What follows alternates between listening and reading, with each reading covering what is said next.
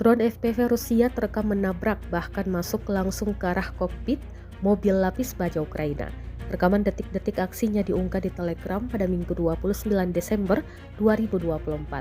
Dalam keterangan unggahan disebutkan, drone pengintai FPV dari OMB-SBR ke-132 menabrak langsung ke arah kokpit mobil lapis baja. Pasukan dari Brigade Senapan Bermotor ke-132 Rusia sekali lagi menunjukkan keakuratan mereka dalam mengendalikan drone FPV. Berkat terbang langsung ke kokpit, sebuah mobil lapis baja Ukraina hancur, jelas narasi unggahan.